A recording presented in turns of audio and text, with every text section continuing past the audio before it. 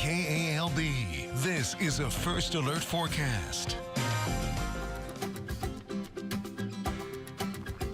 Today, meteorologist Ian Beck visited South Grant Elementary's second grade class where they're learning all about the water cycle and seasons. Ian explained why the water cycle and seasons are important for Louisiana weather, plus information about hurricanes and severe weather. At the end, the kids got to see the First Alert storm tracker.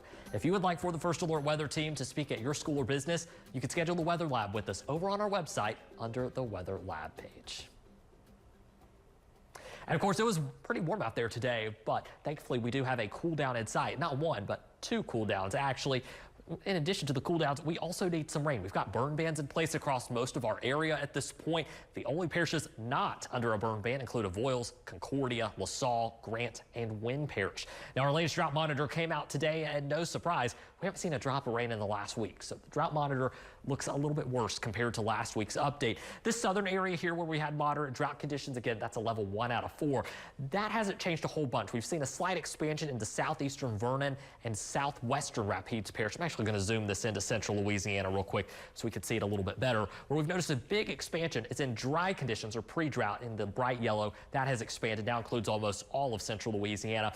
Also, that little tiny blip that was northern Natchitoches Parish, southern Red River Parish has expanded now to include a lot more of Natchitoches Parish and portions of Sabine Parish as well. And that tan that you see there also a level 1 out of 4 drought. So we've got some relief. The question is, how much relief do we have on the way? Well, our next cold front rolls through, bringing showers and storms for some Saturday evening into Saturday night. And this is going to be our first of 2 cold fronts within the next 7 days. So there is a bit of a severe risk with this. Very low end though. You'll see this dark green, almost all of central Louisiana is included in it. That is a marginal risk for severe weather. So level 1 out of 5 on the scale.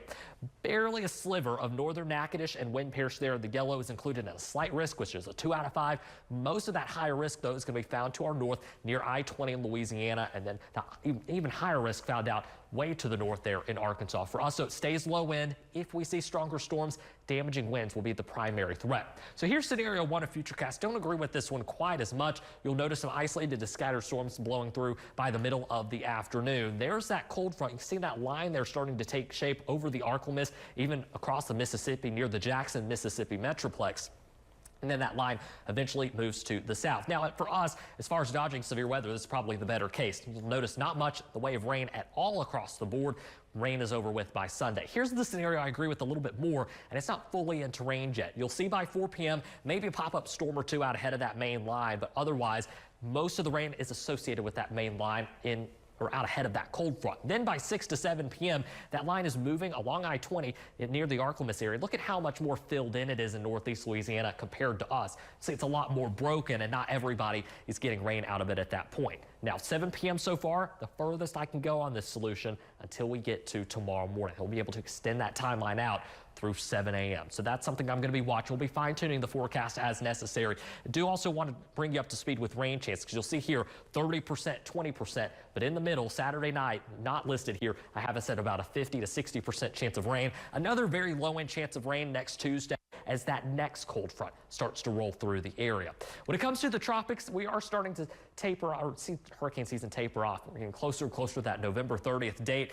I've been giving you the first alert to that area the past couple of days. Now it's being highlighted to be monitored within the next 7 days, but not concerned about it for us at this time. Of course, we'll give you the first alert if that changes. Highs this afternoon, we're in the upper 80s, low 90s. Expect 2 more days of that. We'll get through that on Saturday, last upper 80-degree day, and then temperatures do start to cool off as we head into next week, maybe even mid and upper 70s. So it's looking pretty nice there toward the end of next week, and fingers crossed this cooler weather will stick around with us for a little while. Yeah, I like the looks of that cool weather.